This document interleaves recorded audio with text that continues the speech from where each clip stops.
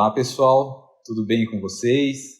Sou o professor Leandro Privalente e vim falar sobre um assunto muito interessante hoje, que é da parte de nefrologia e urologia. Mas primeiramente eu gostaria de agradecer ao convite da Rios e do VetSmart por essa palestra. É uma palestra que a gente vai esmiuçar sobre os marcadores de função e lesão renal. Será que eles são todos iguais? Primeiro de tudo, eu coloquei essa imagem da urina. Olha a importância que é a urina. Às vezes as pessoas não têm ideia da importância da urinálise, a importância da urina. Vocês conseguem enxergar essa importância aí? Olha lá.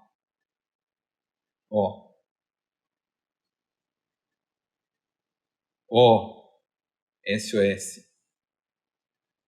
Meus rins. É uma brincadeirinha, mas eu quero gravar na cabeça de vocês a importância desses biomarcadores na nossa rotina. E eu vou falar um pouquinho mais nessa palestra. Antes disso, vamos falar um brainstorm da parte fisiológica e anatômica. Se eu pegar um pequeno fragmento desse rim, por exemplo, e ampliá-lo na parte do microscópio, nós vamos ver milhares, vários néfrons. Cada um desses aí é uma partícula funcional. Então, cada um funciona, dá uma carga funcional para o rim. Cada um deles é uma carga única e funcional, ok? E quando também nós ampliamos a parte, pegar esse néfron, ele tem também a parte do glomérulo, que é a primeira barreira de filtração, é a primeira peneira. Então, vocês conseguem ver que existe uma arteríola aferente e uma arteríola eferente chegando nos capilares glomerulares. Além desse glomérulo, que está específico aí em cinza, nós temos o túbulo proximal, nós temos a alça do néfron, o túbulo distal e também o túbulo coletor. Todo esse aparato, vocês percebam que ele é muito complexo. Então, não existe um único exame que vai compor todo ele. Existem vários exames. E aquela perguntinha inicial, quais são os marcadores de lesão e quais são os marcadores de função? Vamos lá. E eu vou trazer o que há de mais novo. Esse livro vai sair agora em 2021.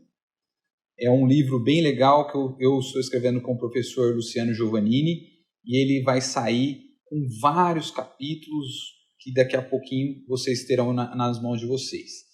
E agora, nesse primeiro momento, já vou trazer esse capítulo que é de função renal e biomarcadores para a gente conversar ao longo dessa palestra.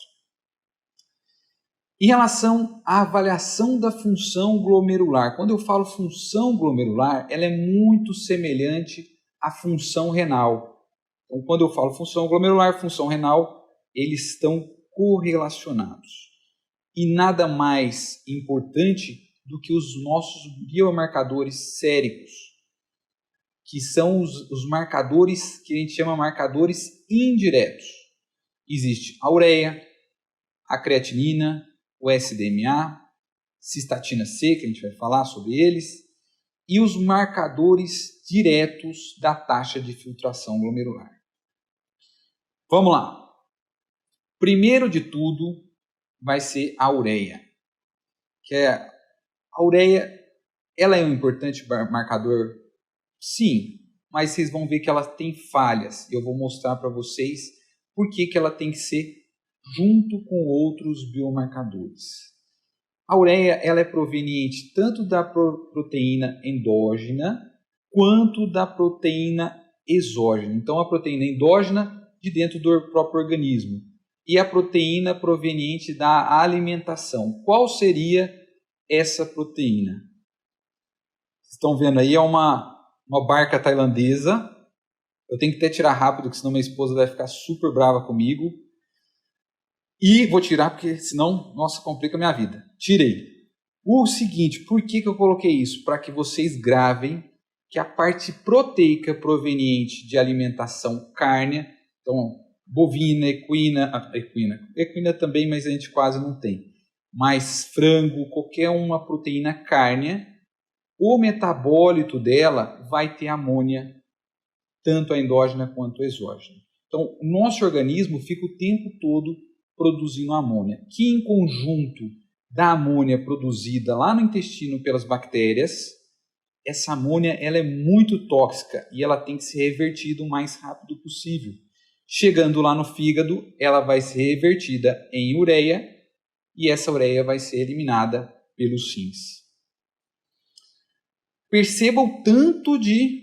Olha como que é complexo. Então, ele tem várias variáveis que podem alterar a concentração da ureia sanguínea.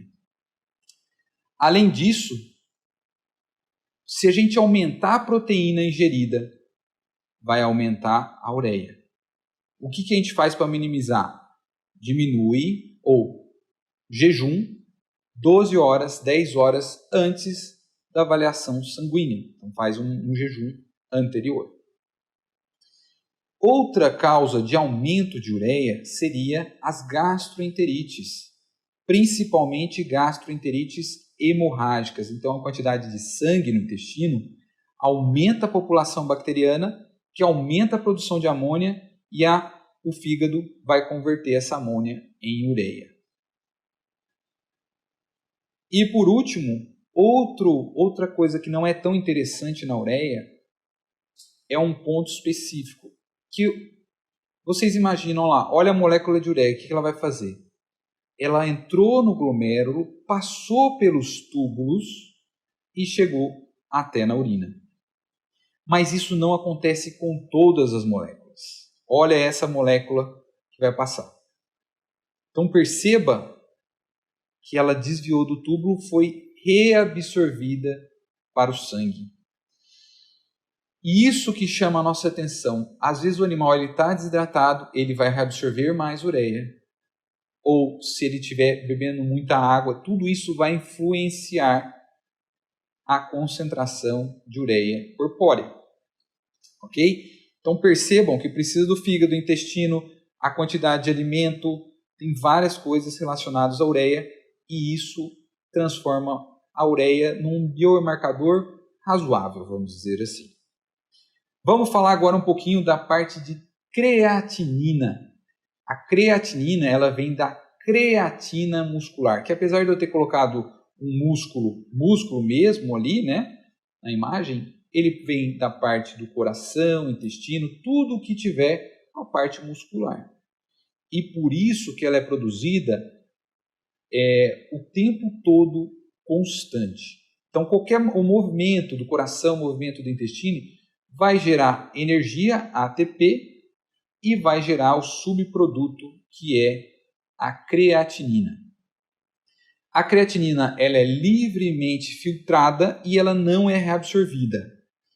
Esse ponto que é interessante, tudo que chegar lá nos rins, ele vai jogar fora. Então, ele não reabsorve igual a ureia, transformando a creatinina em um bom marcador de função renal. Ah, mas se houver um gato musculoso assim, vai ter alteração? Primeiro que eu nunca vi um gato musculoso dessa forma. Mas se vocês verem um gato super mega bombado assim, sim, vai ter alteração. Ele vai ter maior creatinina muscular e com isso ele vai ter maior creatinina sérica. Mas isso não é tão viável, né? A gente não vê gato dessa forma, mas nós temos os cães. A raça Greyhound, que é essa raça daqueles cachorros que correm, né, musculosos, eles têm grande aporte muscular e eles podem ter creatinina mais elevada do que a maioria dos outros cães. E isso tem que ser levado em conta também. Além disso, a alimentação, então produtos cárneos, então é um músculo, não deixa de ser um músculo. Se está comendo esse músculo, ele também vai gerar aumento de creatinina. Mas então é tóxico comer carne? Não. A creatinina ela não é tóxica. A creatinina ela é um produto inerte. E a ureia? Bom, ela não é tóxica também. Vamos dizer que ela não é muito tóxica. Ela só se transforma em tóxica acima de 600 miligramas por decilitro. Então, quando você vê lá ureia 300, ela não é uma importante toxina. Nossa, mas por que o animal está tão mal? Porque elas são biomarcadores. E quando a ureia e creatinina estiverem aumentadas, outras mais de 120 toxinas estarão aumentadas. Então gravem isso. O problema não é a creatinina, não é a ureia. O problema são as 120 outras toxinas que estarão, ou mais, né? Que a gente não descobriu todas elas, mas deve ter muito mais. Essas toxinas é que levam às alterações aí orgânicas do nosso paciente. E quando tiver uma musculatura diminuída, diminui a creatinina? Sim. Por isso que esses animais doentes renais crônicos, estágios terminais, que eles estão perdendo musculatura, está caquético, né? Não tem músculo nenhum, às vezes a creatinina começa a diminuir. E isso não é sinal de melhora. É sinal, muitas vezes, de que ele não tem mais musculatura. E aí que entra o SDMA na jogada, que eu vou falar um pouquinho mais para frente para vocês. Beleza. Então a creatinina, ela seria... O que seria o ideal? Que ela fosse dessa forma. Então, quanto menor a creatinina, maior a função renal. Quanto maior a creatinina, menor a função renal. Só que isso não é uma verdade, isso é mentira. A creatinina, na verdade, ela tem a creatinina e a ureia, as duas têm essa curva, ela não é uma reta. Por isso que, imagine um animal, um paciente que tenha próximo de 1 de creatinina. Ela tem próximo de 70%, 80% de função renal. Então, ela tem uma creatinina mais baixa, ela tem quase que, olha lá, ela está com 0,8, próximo de 70% de função renal. Mas se passar para 1,5 de creatinina, observe que já caiu a função renal para 25%. Caiu drasticamente e mudou pouco. E se a gente colocar 5 de creatinina? Olha como mudou. Foi só para 9% de função. E se eu jogar para 10? Olha lá. Não mudou muita coisa. Vocês perceberam que de 5 para 10 quase que não teve alteração? Por isso que eu quero chamar a atenção de vocês. O animal que tiver 5, 6, 7, 8 é bem acentuado. É uma perda de função muito acentuada. E o que chama mais a atenção nesse caso é que não é um diagnóstico precoce. Porque se a partir do momento que está 1,5 ele cai para 25%, se ele tiver aumento de ureia e creatinina, já é um sinal alarmante. Já é um sinal de que 75% dos rins foram embora. Triste, né? Vou mostrar 3 casos para vocês. Olha lá. Primeiro deles, ele tem 9,8 de creatinina, 370 de ureia.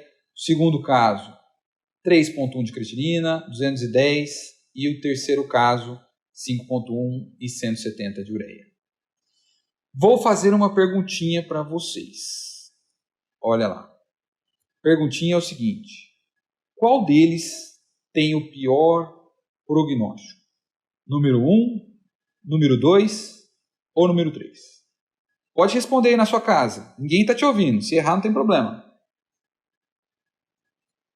Na verdade, é uma pegadinha. Olha aí. Não traçar prognósticos somente pela creatinina e pela ureia. Não. Você viu creatinina e ureia, você tem que fazer o raciocínio sobre ela, que deve ser os tipos de azotemia, o tipo de aumento de ureia e creatinina. Por que ele está aumentando? Então, tem a causa pré-renal, que é quando existe uma diminuição do fluxo sanguíneo para os rins. Então, se o animal estiver desidratado, hipotenso, choque circulatório, insuficiência cardíaca congestiva, então não está chegando sangue suficiente para ser filtrado nos rins. Se não chega sangue para ser filtrado, também não volta sangue filtrado para o organismo. Desidratação, então, é uma causa que pode levar à azotemia pré-renal. Existe também a azotemia de origem renal. Aí sim, olha lá, lesão renal aguda. Então, o animal comeu alguma toxina, causou uma lesão isquêmica, algum processo que levou uma doença sistêmica, uma leptospirose, uma doença renal crônica, mas qualquer coisa que leve à perda de 75% da funcionalidade renal. Então, você pode, vamos supor, olha lá a carinha dos rinzinhos. Um com 15% de função e o outro com 10%. Somando os dois, 25%. Se é 25% só de função, começa a aumentar a ureia e creatinina. Vamos fazer um teste agora na parte de pós-renal. Olha o teste lá, 50% e 50%. Tá, beleza, não tem aumento de creatinina e nem ureia. Só que se fechar a uretra, na hora que tampar a uretra, em vez de 50%, ele para de funcionar. Ele não consegue escoar mais a urina e com isso começa a aumentar a ureia e creatinina. Teste para vocês. Se vocês tiverem um dos rins com 15% e o outro com 50%, vai ter azotemia? Vai ter aumento de ureia e creatinina? Não. Porque somando os dois, 50, 65. Então 65 ele não vai aumentar a ureia e creatinina.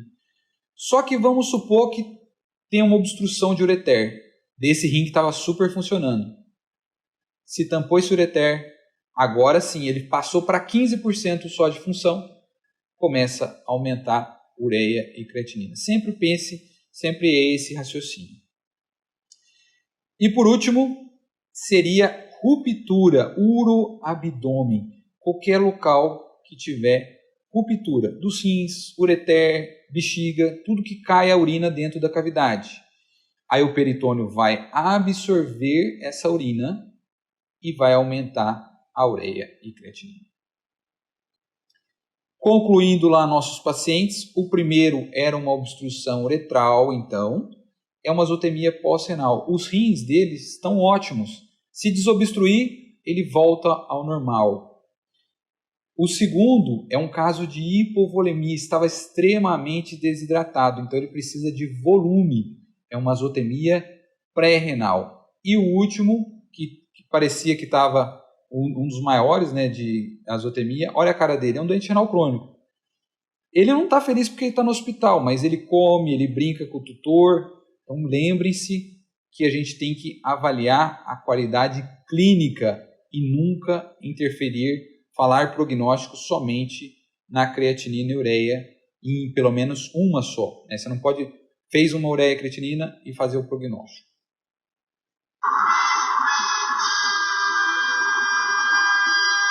Depois, quem tiver esses videozinhos pode me mandar que eu coloco na próxima palestrinha, tá?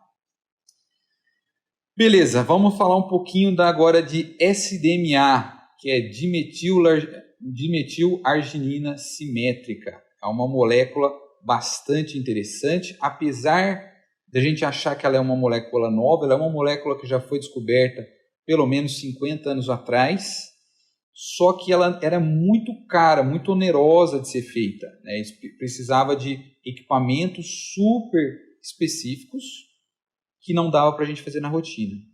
Só que agora, ela se transformou parecido com uma bioquímica sérica normal. E por isso que agora, nos últimos anos, ela é factível na nossa rotina. O SDMA, olha em relação à creatinina, ela é quase do tamanho da creatinina. Às vezes você fala, nossa, mas é o dobro. Não, mas ela é muito pequena. Para vocês terem uma ideia, eu coloquei a albumina do lado. A albumina tem 65.000 Daltons. Ela é uma substância de porte médio. Agora, SDMA, 200. Então, ele passa pelo glomérulo tranquilamente. E é uma molécula bastante interessante. Principalmente naqueles animais que ainda não têm aumento de ureia e creatinina, que é na fase 1 da doença renal crônica. que aquele animal chegou, é um animal idoso, você olha a creatinina e a ureia estão normais, a densidade urinária está um pouco mais baixa, o ultrassom, os rins não estão bonitos, tem alguma alteração importante. Então chama a atenção de vocês, mas a ureia e a creatinina estão normais. Lembrem-se que a creatinina só vai aumentar quando 75% desses rins estiverem comprometidos, não estiverem funcionando. Então a SDMA, ele é uma substância precoce. Ele te fala, olha, ele tem uma perda de função renal 15 meses antes do aumento da creatinina. Isso é interessante para que você fale para o tutor, olha, seu animal, ele é realmente um doente renal crônico, e você passe o que seria melhor naquele caso e naquele estadiamento específico da doença. E então ele entra ali, ó, no íris, na íris, que é o que a gente está utilizando atualmente para os estadiamentos da doença renal crônica, que é o estádio 1, 2, 3 e 4, nesse estadiamento utiliza-se o SDMA. Porque a creatinina, observe, a creatinina está dentro dos parâmetros de normalidade, tanto em cão quanto em gato. Olha, menos de 1,4, menos de 1,6. E aí que entra o SDMA, mostrando junto com as anormalidades renais, ultrassonográficas, pressão aumentada, proteinúria. Então tem outros parâmetros que são interessantes para a gente casar junto com o SDMA. Não é só no primeiro estágio que a gente usa, nós podemos utilizar também nos estádios avançados, principalmente naquele doente renal crônico que está perdendo musculatura. Lembra que eu falei que a creatinina tende a diminuir? Se ela tende a diminuir, não é um sinal bom. Às vezes a pessoa fala, nossa, olha, está melhorando. Não, não está, ele está perdendo musculatura. E o tutor fala, como que ele está melhorando? Ele está mais magro, ele não está querendo comer. É por isso que o SDMA ele mostra para a gente que às vezes o animal ele já está avançado e tem 3 de creatinina, por exemplo, só que 60 de SDMA. E aí você vai falar para o tutor, olha, apesar da creatinina estar 3, o SDMA está mostrando para a gente que o estádio dele não é o terceiro. O estádio dele, na verdade, é o 4º. É um estádio avançado da doença. E isso é um fator prognóstico importante para que a gente guie o nosso tratamento e também explique para o tutor.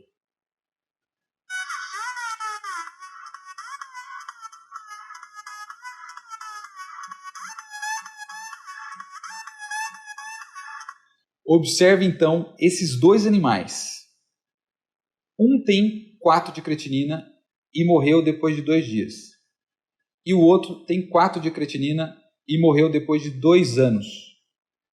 Observem que não dá, através da creatinina ou SDMA, avaliar se é uma lesão renal aguda ou doença renal crônica. Isso não é possível.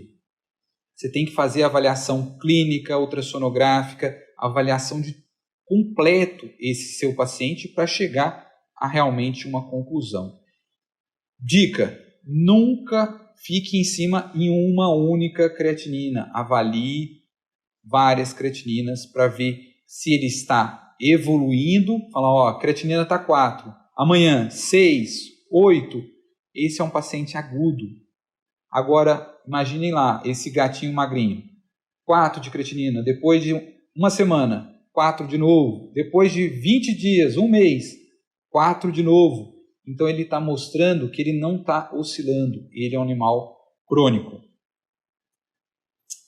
E a cistatina C, que a gente ouviu falar bastante antigamente, era utilizado principalmente como para pacientes caquéticos, mas depois que chegou o SDMA, ele praticamente não mostra ele não é melhor que a creatinina e o SDMA ele veio para substituir. Então, na verdade, a cistatina C ela não é usada mais. Tá? Então, ele, nos trabalhos mais antigos, mostrava-se alguma coisa interessante, mas atualmente não é tão mais interessante. Em relação aos testes de depuração ou clearance, esse eu vou mostrar para vocês que é um teste bastante legal. Que nada mais é que você vai colocar uma substância, que pode ser a creatinina, ioexol, inulina, Vocês viram aí que eu falei creatinina? Sim, é creatinina. Você pode aplicar a creatinina. Ela não é tóxica, lembra que eu falei? Ela não é tóxica. Então você pode aplicar no paciente. Ele vai distribuir do organismo, você faz IV, essa substância intravascular, e depois você vai monitorar quanto tempo demora para essa substância sair do organismo. Nada mais é que isso. Você aplica e vê quanto tempo demora para sair. Se o rim estiver funcionando normal, ele vai ter um tempo estabelecido, ele vai ser um padrão. Mas se ele não estiver funcionando adequadamente, esse tempo para ser eliminado vai ser muito maior. Pode ser também utilizado substâncias do próprio organismo, que nada melhor ainda que a creatinina. E aí, só que quando você vai fazer esses testes, muitas vezes você vai precisar coletar a urina e coletar o sangue também. E algumas vezes você precisa utilizar deixar o paciente internado durante 24 horas. E nesses casos, nós temos que usar essa gaiola metabólica. Então, só para falar para vocês que a gaiola metabólica, muitos dos animais, eles não se adaptam a essa gaiola. Eles são animais que vivem em casa. Você leva ele para dentro dessa gaiola, ele não vai se alimentar, ele não vai beber água, e a sua avaliação vai ter interferência. Por isso que nós quase não utilizamos mais a gaiola metabólica e esse tipo de teste na rotina. A gente utiliza na pesquisa, sim, mas atualmente a gente não utiliza muito esse tipo de abordagem. E quando a gente vai usar? Vamos supor que aquele animal que tem poliúria, polidipsia, você já descartou todas as causas de poliúria e polidipsia e ele não tem azotemia. Esse é um ponto importante. Não pode ter aumento de ureia e creatinina. Se tiver, você já sabe de onde está vindo a poliúria e polidipsia. Creatinina no limite superior, às vezes é um animal mais forte, você não sabe se ele tem perda de função ou se realmente é por causa da musculatura.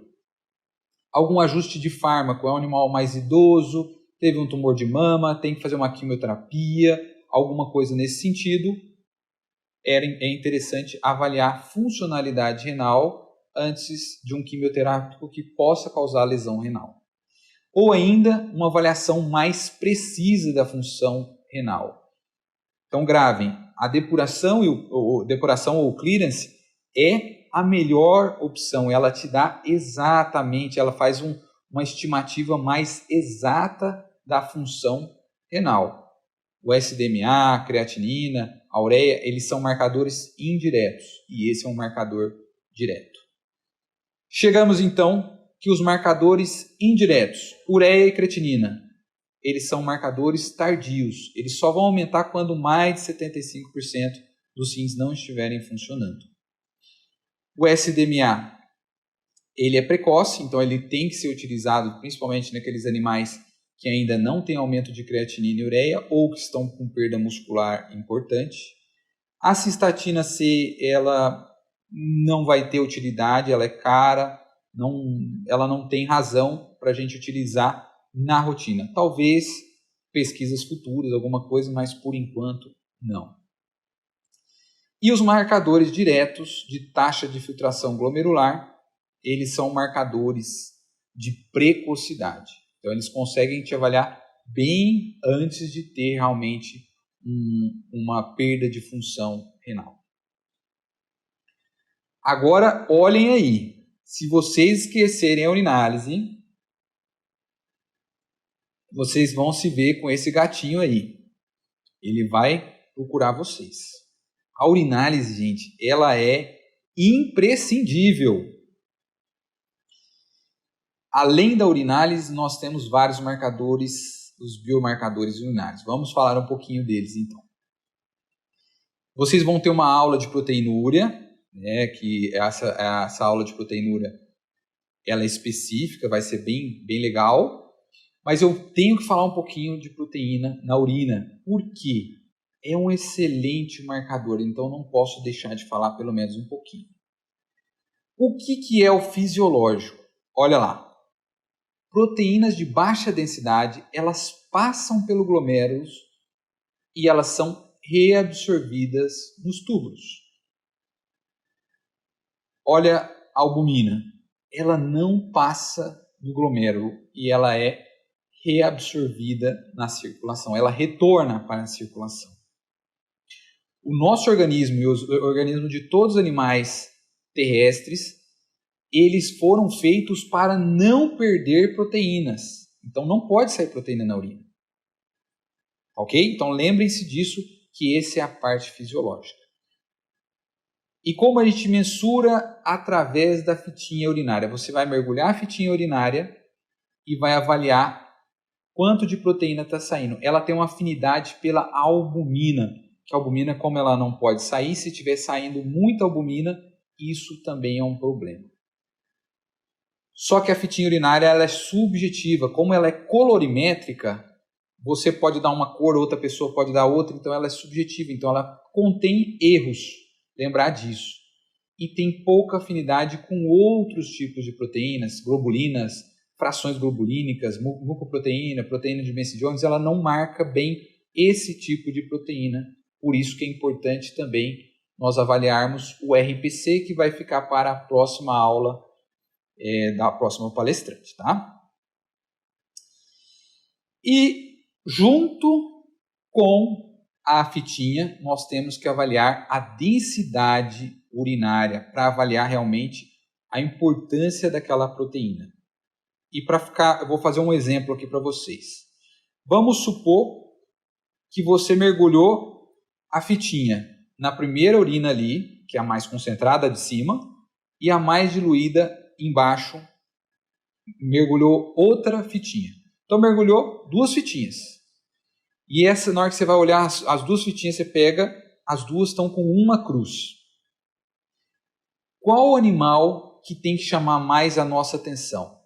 A da urina concentrada ou da urina diluída? Tempo para vocês. Pode falar em casa aí, não tem problema. A de baixo. Todo animal com urina diluída não pode ter proteína saindo na urina.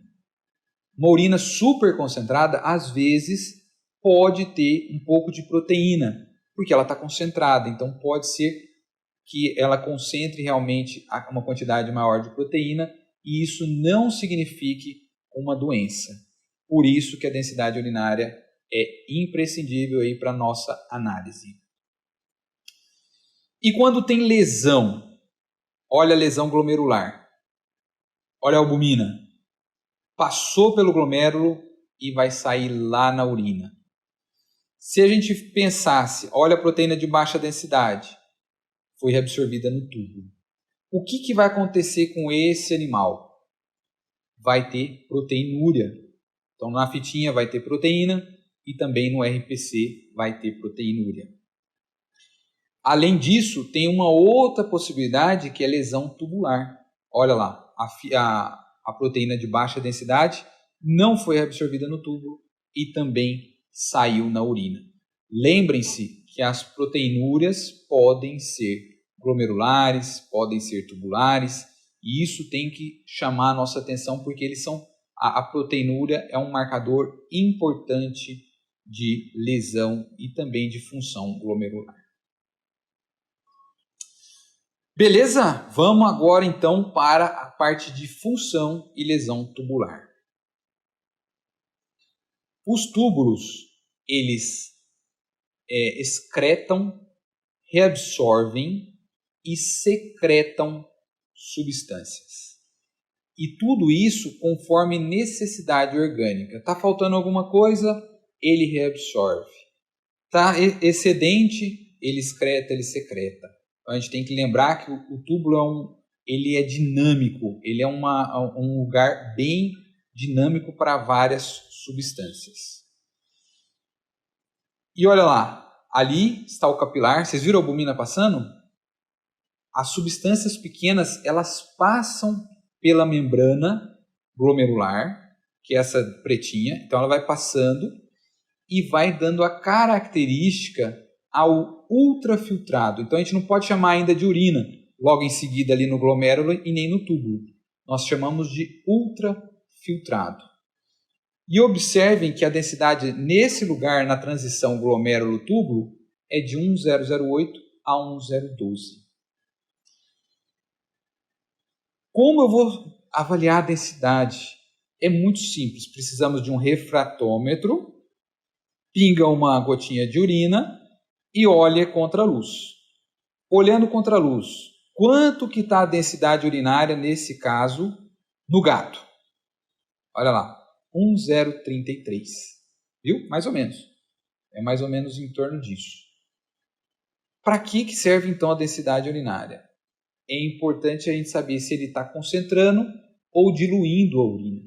Se a gente pegar naquela região que está roxa do túbulo, que é o túbulo proximal, a densidade naquela região vai ser de 1,008 a 1,012. Se a gente coletar a urina e tiver 1,008, 1,012, ela é uma urina isostenúrica, ou seja, passou pelo túbulo e saiu exatamente do jeito que iniciou. Agora, se diluir essa urina, tiver mais água, é uma urina diluída, hipostenúrica. E quando tiver acima de 1,013, ele começa a concentrar a urina. É uma urina hiperistenúrica. Nossa, professor, quanto nome, quanta coisa, meu Deus, para que isso? Vou mostrar.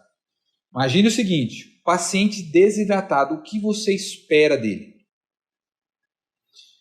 Olha a molécula de água. O que vai acontecer com essa molécula de água? Vai passar pelo glomérulo e vai ser reabsorvida no tubo. Porque ele está desidratado, ele não quer perder a água, ele não quer formar urina, ele quer reabsorver a água. Olha lá, as outras moléculas. Absorveu o máximo possível. Se ele está absorvendo água, o que vai acontecer lá na urina?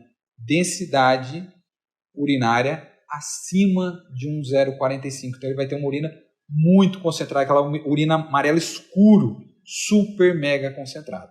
Beleza? Isso é um paciente desidratado normal. Ai, mas tem desidratado normal? Tem. Às vezes ele vai para o hospital, fica o dia inteiro sem beber água, ele já está desidratando. Ofegante, calor, ele é um paciente normal, só que ele está desidratado. Certo? Agora pensem em um paciente com lesão tubular. Olha lá, está com lesão severa desse tubo e ele está desidratado. O que vai acontecer? Ele vai conseguir absorver essa água? O que vocês acham? Pensa aí. 1, 2. Não vai conseguir absorver essa água. Essa água vai sair direto. Por isso que na lesão tubular ele não consegue concentrar a urina. E essa é a dica para vocês, que a densidade urinária, quanto mais próximo da isostenúrica, mais 1,008 a 1,012, provavelmente maior seja a lesão tubular. Lembrem-se, se estiver fazendo fluido, tudo isso interfere. Mas se ele chegou, está desidratado, você coletou urina, está 1,008 até 1,020, provavelmente ele está com uma lesão tubular e aí tem que ser melhor investigado. Beleza. E o futuro? O que nós prevemos aí para o futuro? Então existem as enzimas e substâncias que saem na urina. Então tem vários trabalhos mostrando novas substâncias. Vou falar um pouquinho para vocês sobre elas. Imaginem, esse aqui é o túbulo contorcido proximal. Vocês estão vendo que cada uma dessas células tubulares tem NAG e GGT. Nossa, professor, o que é NAG e GGT? São enzimas. Eu nem vou falar o nome delas, que são nomes gigantescos e terríveis. Mas eu quero que vocês gravem só isso, NAG e GGT. Depois, lá no livro vai estar tudo bonitinho, todo escrito os nomes grandões delas. E em cada uma dessas células tem NAG e GGT. E se romper, por exemplo, dessas células, essa GGT e essa NAG vai conseguir chegar até na urina. Olha que interessante. Então, elas são biomarcadores de lesão tubular. Se começa a ter destruição dessas células, quanto maior, olha lá, quanto começou a destruir células, quanto maior a destruição, maior será a concentração urinária de NAG e GGT, entre outras que eu já vou falar.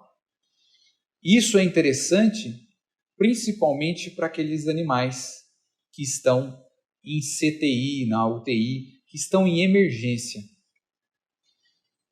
Essa é a nossa residente, ela deve estar assistindo aí, a Thaís. E nesse caso, quando a gente observa, para que serve essa enzima?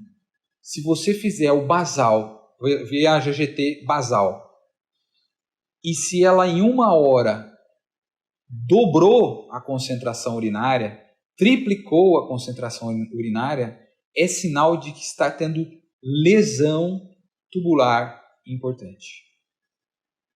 E gravem, lesão é muitas vezes antes da perda de função. Então, às vezes você vai falar, olha, nossa, a GGT está subindo e a creatinina está normal. Sim, grande parte das vezes é isso. Você vai ver precocemente.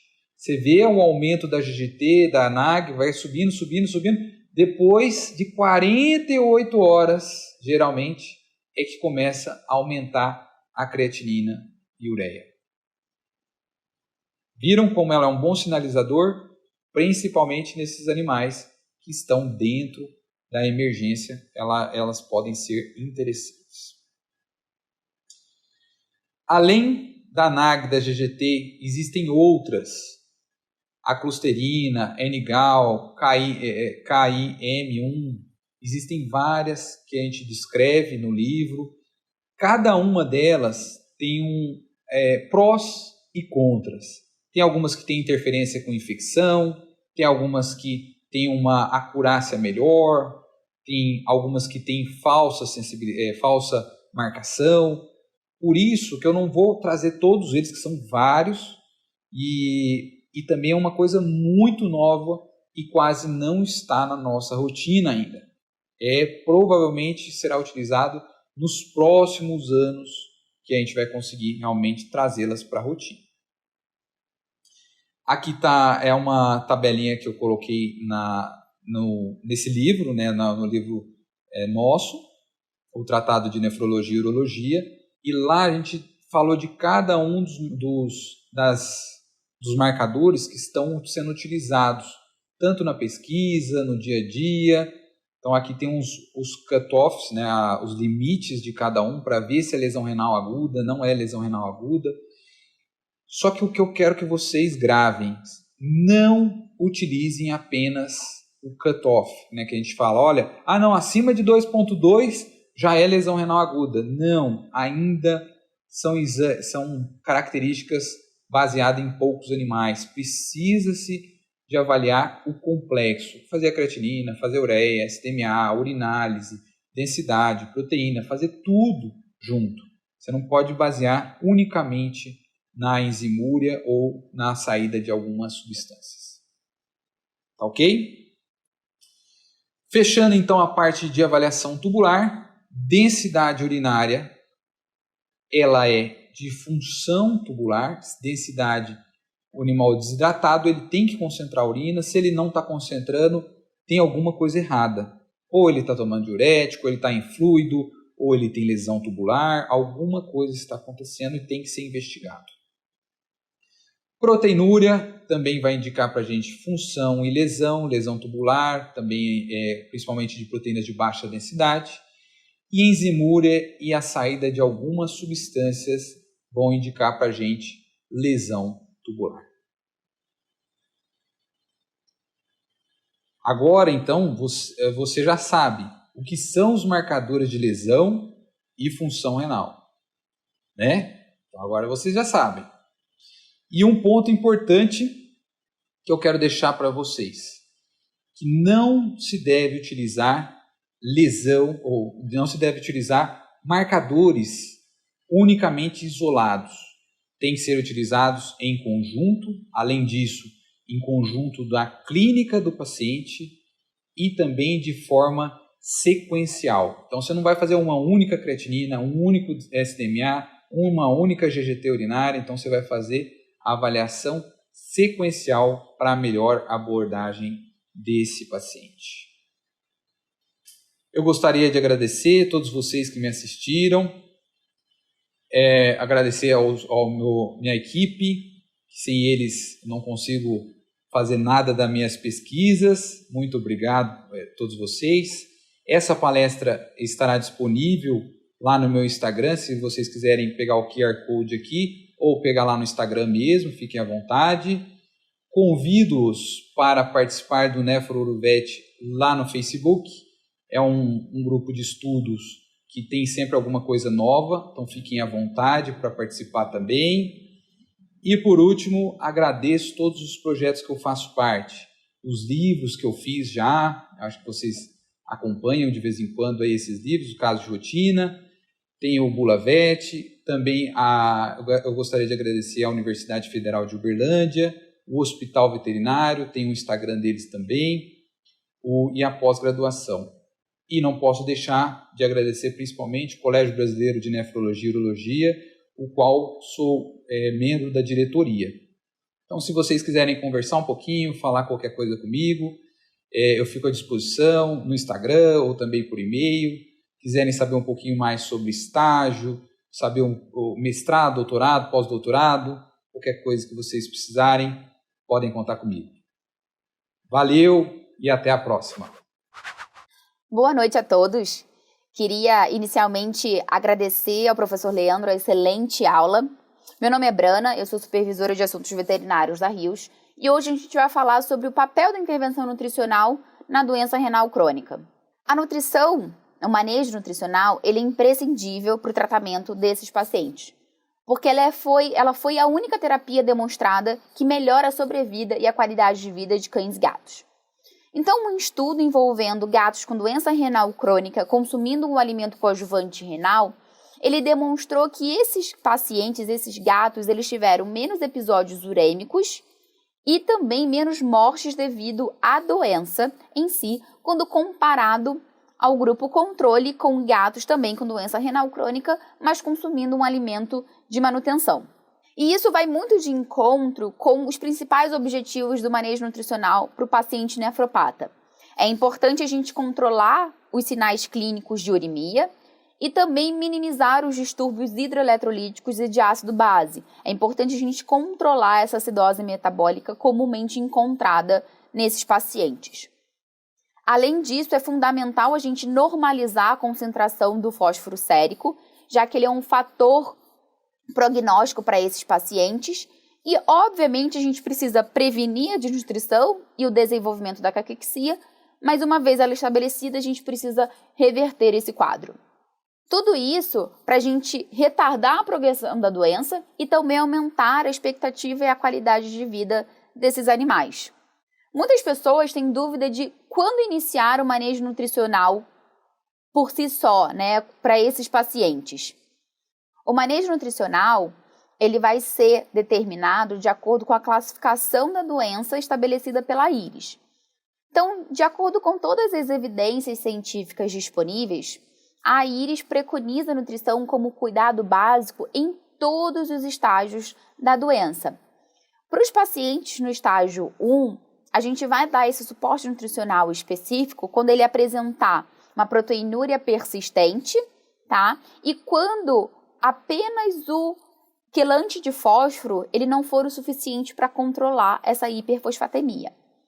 Além disso, o cuidado nutricional ele vai estar presente também no estágio 2, no estágio 3 e no estágio 4. É importante a gente ressaltar que é muito comum esses pacientes apresentarem uma ingestão na alimentação, em termos de calorias e de nutrientes. É importante a gente ter em mente que é importante a gente dar esse suporte nutricional também por meio de sondas, caso necessário. Alguns veterinários têm receio de prescrever os alimentos coadjuvantes renais, achando que o paciente não vai consumir. Esse gráfico ele faz um compilado de 3 estudos e mostra que mais de 90% dos gatos com doença renal crônica consumiram a dieta renal por 1 a 2 anos, evidenciando uma excelente aceitação por esses pacientes. Pensando em cães e gatos com doença renal crônica, a Rios possui o alimento Rios Prescription Diet KD, que é um alimento coadjuvante seco, e a gente também tem na versão úmida, indicado para cães e gatos em casos de doença renal crônica ou sinais iniciais de doença cardiovascular. Ele possui todos os nutrientes chaves que vão trazer benefícios no tratamento. Então, ele possui níveis controlados de fósforo e sódio, para auxiliar a manutenção das funções vitais de rins e coração. Ele possui também altos níveis de aminoácidos essenciais para ajudar na preservação e também na formação de massa muscular. Alguns veterinários também têm uma certa preocupação com esse tipo de alimento coadjuvante, pensando que o teor de proteína ele é muito baixo.